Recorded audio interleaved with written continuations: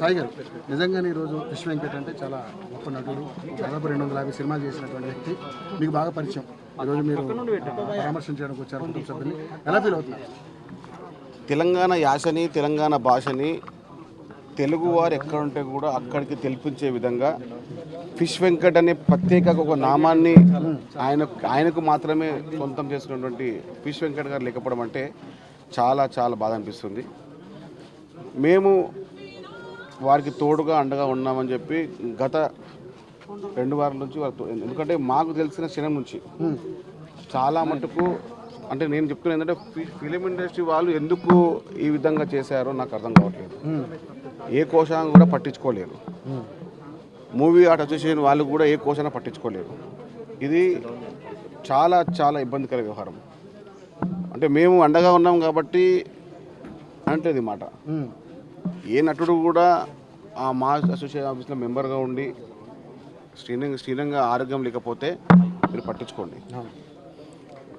ఇది భవిష్యత్ తరాలకు చాలా ఇబ్బందికరమయ్యే ఒక చాలా వార్త ఇది. మేము అప్పుడు మంత్రి గారు వాకిడి శ్రీహరి గారు, మైనంపల్లి హనుమంత్రి గారు, నేను తోడుగా వారికి ఆర్థిక సాయం చేశాము.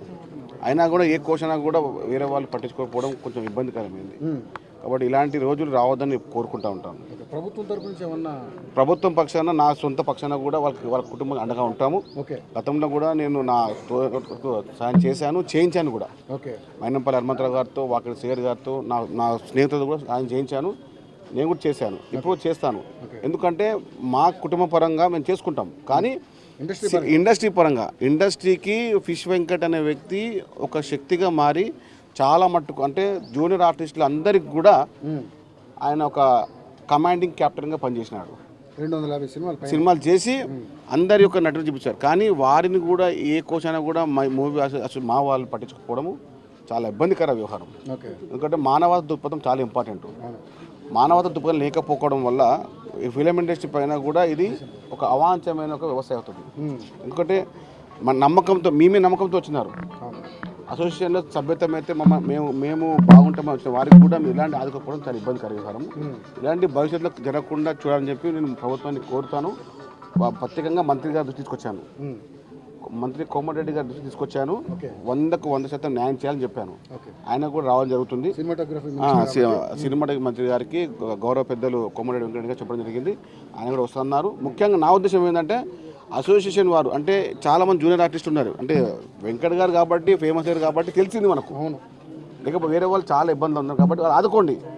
అందరూ మీడియాలో 500 కోట్ల సినిమాలు తీస్తున్నాము, 1000 కోట్ల సినిమాలు తీస్తున్నాము అని చెప్పడం కాదు.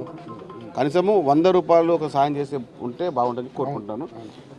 ఫిష్ వెంకట్ గారి కుటుంబానికి రేవంత్ రెడ్డి గారి ప్రభుత్వం, కాంగ్రెస్ పార్టీ ప్రభుత్వం అండగా ఉండి తీరుతుంది. నేను వాళ్ళ కుటుంబ సభ్యునిగా ఒక ఫిషరీ చైర్మన్గా చెప్తున్నాను.